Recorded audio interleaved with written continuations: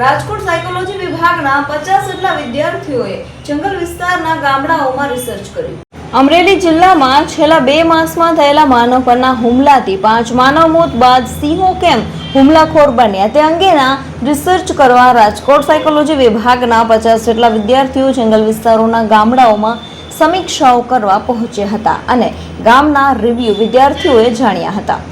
અમરેલી જિલ્લાના લીલિયા તાલુકાના વાઘણિયા અને ક્રાંકચ ગામે રાજકોટ સાયકોલોજી વિભાગના 50 જેટલી વિદ્યાર્થીનીઓ સિંહો કેમ માનવ હુમલાખોર બન્યા તે અંગેની જાણકારીઓ મેળવવા પહોંચ્યા હતા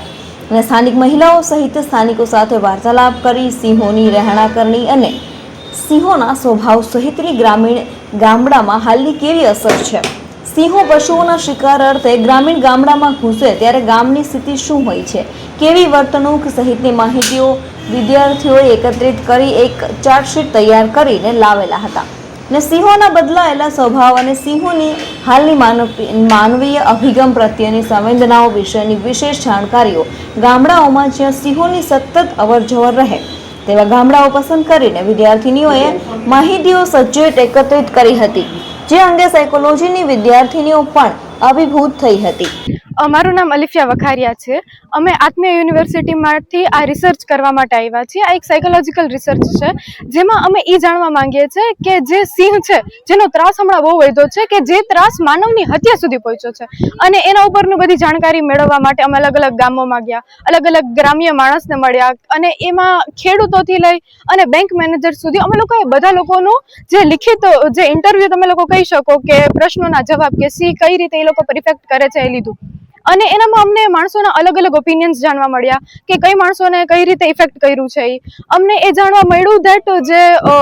ગ્રામ્યના લોકો હોય છે એ લોકો એવું સમજે છે ધેટ જે બહારથી લોકો આવે છે, જે ચાઈ કરીને સિંહો જે જંગલમાં રહે છે એ વિસ્તારમાં જાય છે, ત્યાં જઈને સિંહને જોવાના કારણે જાય કે કોઈ પણ બીજા કારણે જાય અને જેનાથી સિંહ ડિસ્ટર્બ થાય છે અને એ ડિસ્ટર્બન્સ અને એ વસ્તુના લીધે સિંહ એના પર હુમલો કરે છે, જેમાં એ જંગલી જાનવરનો કઈ વાંક નથી.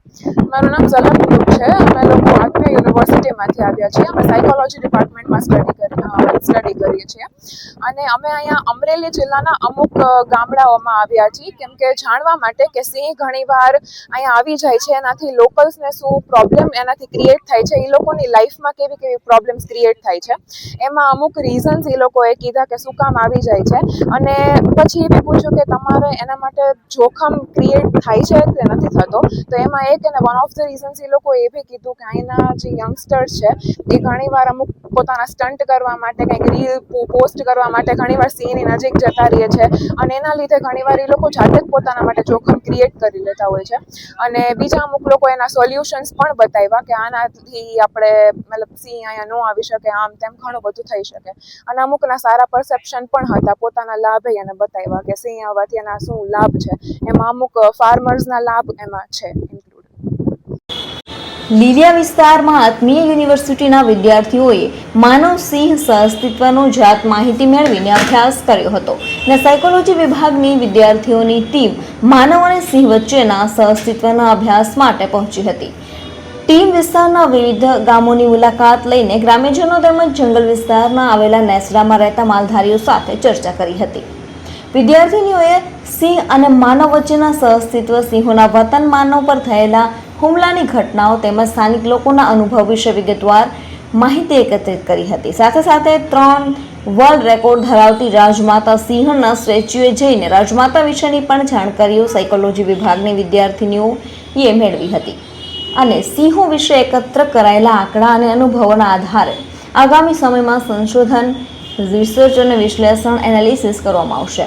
જેથી માનવ વન્યજીવન સહઅસ્તિત્વ અંગે વધુ અસરકારક અભ્યાસ થઈ શકે. તે અંગે જોડે આવેલા સાયકોલોજી વિભાગના પ્રોફેસર શિવભાઈ જાડેજાએ જણાવ્યું હતું કે સિંહો માનવ હુમલાઓ કેમ કરે છે તેનું મનોવૈજ્ઞાનિક સંશોધન કરવાનો ધ્યેય હતો અને એનું એનાલિસિસ કરીને એક રિપોર્ટ તૈયાર કરી સરકારમાં રિપોર્ટ આપવાનો નિર્ણય હોવાનું જણાવ્યું હતું. મારું નામ શિવભાઈ જાડેજા છે. હું આત્મીય યુનિવર્સિટીમાંથી મનોવિજ્ઞાન વિભાગમાંથી આવું છું. અહીંયા અમે વિદ્યાર્થીઓને લઈને એટલા માટે આવ્યા છે કે સિંહો જે છે એ માનવભક્ષી કેમ બને છે અથવા તો માનવ ઉપર અટેક કેમ કરે છે, તો એના ઉપર એક મનોવૈજ્ઞાનિક અને વાર્તનિક સંશોધન કરવાનો અમારો ઉદ્દેશ્ય હતો. તો એના માટે અમે એક સર્વે લીધો છે અને જેનો જેને લઈ અને અમે વિદ્યાર્થીઓ સાથે ગામડાના જે લોકો છે એમને મળી અને એ લોકોનો જે અનુભવ છે સિંહો સાથેનો, સિંહોનું વર્તન કેવું હોય, સિંહો શું કામ આવે છે,